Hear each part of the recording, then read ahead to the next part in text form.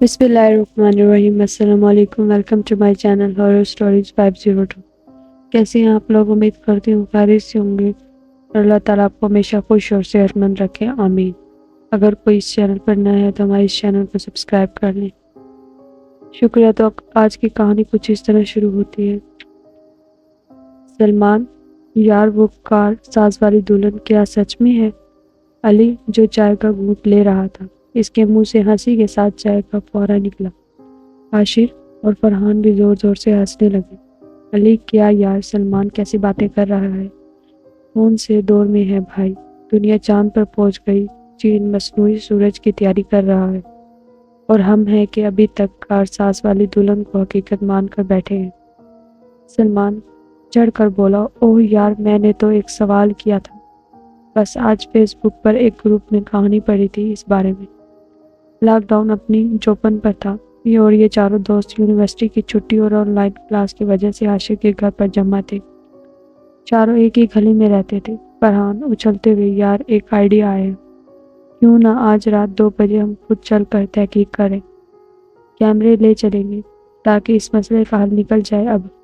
سلمان، یار کیا فالتو بات ہے یہ؟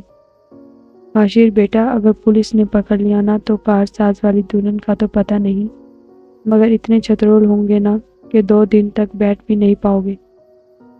علی، رات کے 2 بجے پولیس نہیں ہوگی۔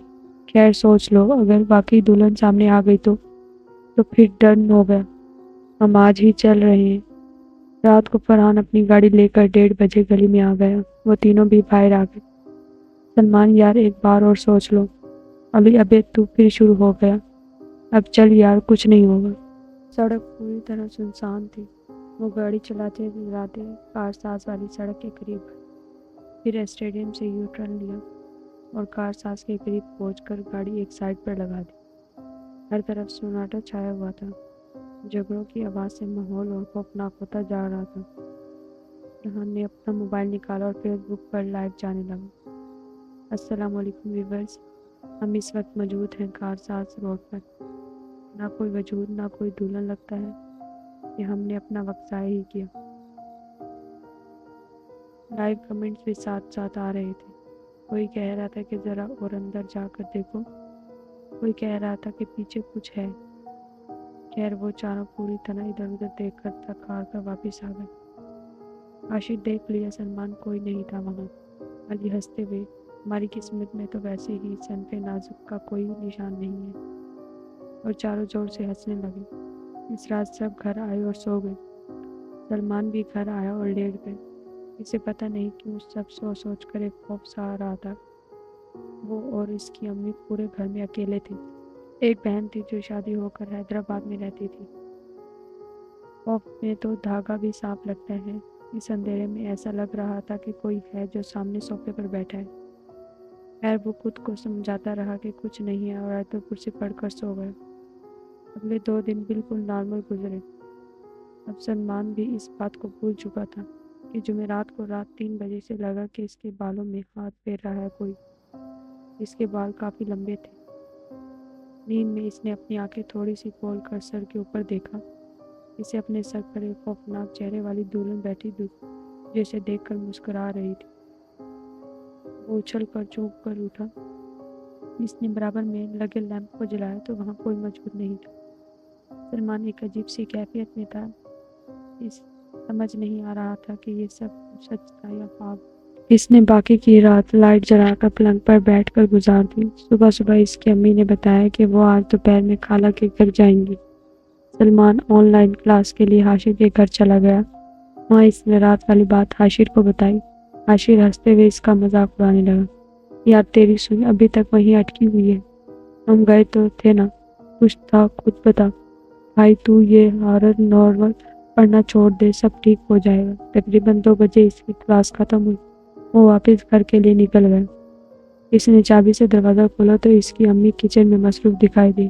اس نے کمرے میں جا کر پلنگ پر بیٹھتے ہوئے آواز لگائی، امی کھانا دے۔ اس کی امی نے جواب دیا، بس لگا رہی ہوں۔ اس نے واش روم میں جا کر منہ ہاتھ دھویا اور انتظار کرنے لگا۔ تقریباً 10 منٹ بعد اس نے پھر بیزارگی سے آواز دی، یار امی کیا ہوا، بھوک لگی ہے؟ اس کی امی نے کہا، بس لگا رہی ہوں۔ مگر پھر کوئی نہیں آیا۔ اب وہ جھنجھلاہٹ سے اٹھا اور کچن میں جانے لگا۔ کچن میں پہنچا تو وہاں کوئی موجود نہیں تھا۔ اسے لگا شاید امی دوسرے کمرے میں ہوں۔ وہ آوازیں لگاتا وہاں بھی گیا مگر کوئی نہیں تھا۔ پورے گھر میں وہ اکیلا ہی موجود تھا۔ اس نے گھبراتے ہوئے فون نکالا اور اپنی امی کا نمبر ڈائل کیا۔ السلام علیکم، امی کدھر ہیں آپ؟ اس نے فون اٹھاتے ہی بےتابی سے سوال کیا۔ امی؟ بیٹا صبح بتایا تھا نہ کہ خالہ کے گھر جاؤں گی، تم کھانا نکال کر کھا لو۔ امی کا یہ جواب سن کر تو سلمان کا یہ حال تھا کہ وہ کاٹو تو خون نہیں۔ وہ بالکل ٹھنڈا پڑ گیا تھا، اس کے پاؤں وہیں جم گئے۔ اس نے جیسے تیسے کال کٹ کی اور دروازے کی طرف تیز تیز قدموں سے بڑھنے لگا۔ امی کا یہ جواب سن کر سلمان کا یہ حال تھا کہ کاٹو تو خون نہیں۔ وہ بالکل ٹھنڈا پڑ گیا تھا، اس کے پاؤں وہیں جم گئے تھے۔ اس نے جیسے تیسے کال کٹ کی اور دروازے کی طرف تیز تیز قدموں سے بڑھنے لگا۔ اس کا دل بہت تیز دھڑک رہا تھا۔ اسے محسوس ہو رہا تھا کہ کوئی اس کے پیچھے چل رہا ہے۔ وہ تقریباً بھاگتے ہوئے صدر دروازے پر پہنچا اور جلدی سے اسے بند کر کے 2 گھر چھوڑ کر حاشی کے گھر کی گھنٹی بجائی۔ حاشر باہر آیا تو سامنے سلمان کو اس طرح پسینے میں شرابور دیکھ کر پوچھنے لگا، کیا ہو گیا بھائی؟ سلمان وہ یار امی، چڑیل دلہن گھبراہٹ کے مارے اس سے بات ہی نہیں کی جا رہی تھی۔ حاشر، بے بھائی کیا اور پول بک رہا ہے، آرام سے بتا۔ سلمان سانس کو تھوڑا قابو کرتے ہوئے، وہ میں گھر گیا، امی نہیں تھی مگر امی تھی۔ حاشر، او بھائی اندر آ، سکون سے بیٹھ کر بتا، گرمی چڑھ گئی ہے تیرے دماغ کو۔ سلمان اندر گیا، حاشر پانی لے کر آ گیا۔ ہاں تو اب بتا بھائی کیا ہوا؟ سلمان نے ایک سانس لی اور پھر تمام واقعہ حاشر کو سنایا۔ حاشر ایک ٹک اسے گھورے جا رہا تھا، پھر کہنے لگا، تو نہیں سدھرے گا نا؟ سلمان، یار حاشر میں سچ کہہ رہا ہوں۔ حاشر، تیرا مطلب ہے ایک چڑیل تیری امی کے روپ میں کچن میں تھی، اس نے تجھے جواب بھی دیا اور کچھ کیے بغیر غائب ہو گئی؟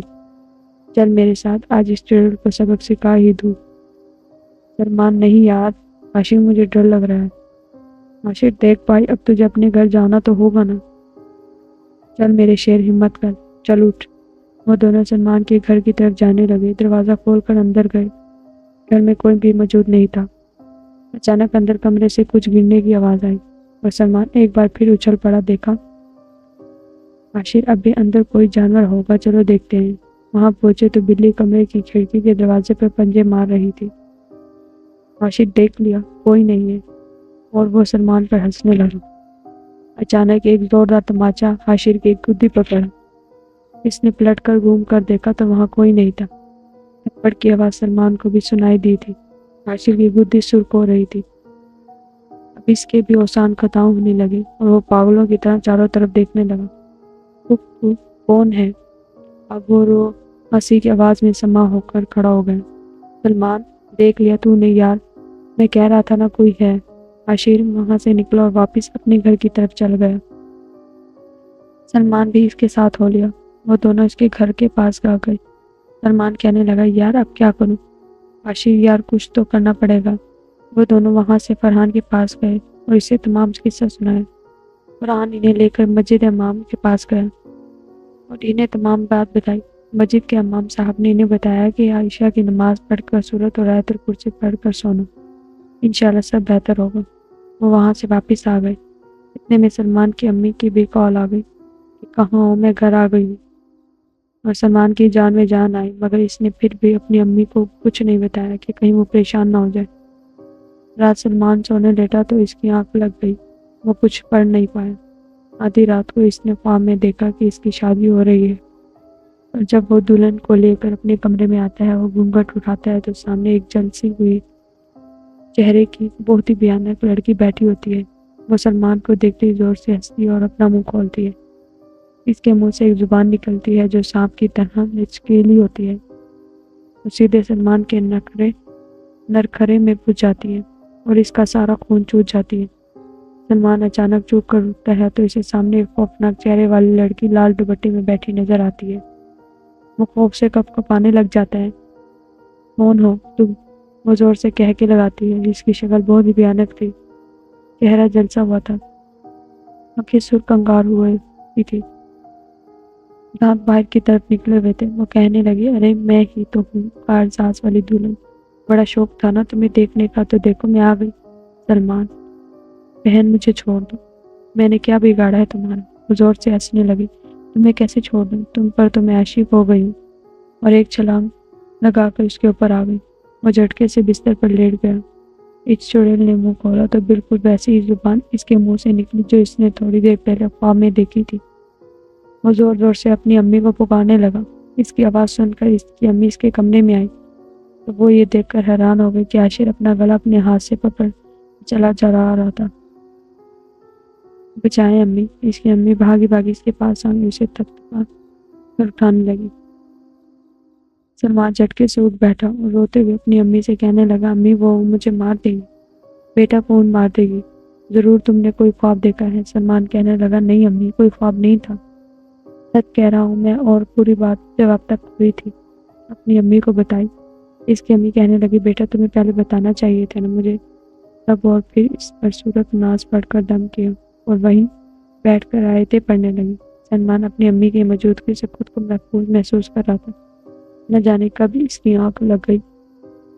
اگلے دن اصل میں اس کی امی اسے لے کر اپنی ایک دوست کے گھر گئی جن کے بھائی کافی پہنچے ہوئے عامل تھے۔ سلمان بھی انہیں بچپن سے ہی جانتا تھا اور انہیں ماموں فرحان ہی کہتا تھا۔ وہاں سے وہ ماموں فرحان کے آستانے پہنچے۔ ماموں فرحان نے پوری بات سنی تو کہنے لگے: بیٹا، اس پوری بات میں تو ایسا کچھ بھی نہیں کہ تم پر چڑیل عاشق ہو جائے، اور معاف کرنا، تم شاہ رخ خان بھی نہیں لگتے، اور مسکرانے لگے۔ ماموں فرحان تھوڑی مزاحیہ طبیعت کے تھے۔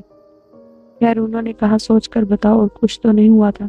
سلمان پھر سوچنے لگا: ماموں، وہ مجھے بہت تیز پیشاب آیا تھا اور میں نے وہاں ایک کونے میں پیشاب کیا تھا۔ ماموں فرحان: جبکہ وہاں دیوار پر لکھا ہوا بھی ہے کہ دیکھو یہاں گدھا پیشاب کر رہا ہے۔ ماموں فرحان نے ایک اور طنز مارا اور کہنے لگے: عقل ہے کچھ کہ نہیں؟ پھر آنکھیں بند کر کے کچھ پڑھنے لگے۔ اچانک کمرے میں تیز ہوا کھڑکی سے داخل ہوئی اور ایک کالا دھواں گول گول بنور کی طرح گھومنے لگا۔ ماموں غصے سے پوچھنے لگے: کون ہے تو؟ دوسری طرف سے کہکیوں کی آواز آئی۔ ماموں نے پھر گرجدار آواز میں پوچھا: کون ہے تو؟ اس دھوئیں میں سے آواز آئی: میں نہیں بتاؤں گی۔ ماموں پھر غصے سے چلائے: مخول کرتی ہے، بتاؤ تجھے، اور پھر کچھ پڑھ کر اس دھوئیں پر پانی مارا۔ وہ چڑیل اپنے روپ میں سامنے آ گئی۔ اس کی آنکھیں غصے سے اوپر چڑھی ہوئی تھی۔ اس نے زبان نکالی تو لمبی ہی ہوتی چلی گئی۔ زبان جیسے ہی ماموں کے گردن کے قریب آئی تو ماموں نے اسے ہاتھ سے پکڑ لیا۔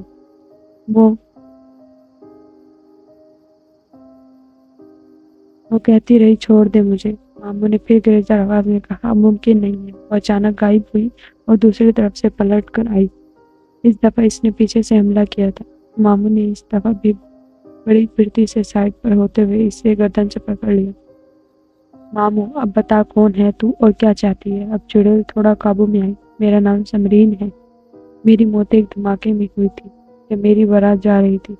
کار ساز کے سامنے ہماری گاڑی کا سلنڈر پھٹ گیا تھا، تب سے میں وہیں بھٹک رہی ہوں۔ ماموں، تو بھٹکتی رہتی نا، اس کے پیچھے کیوں پڑ گئی ہے؟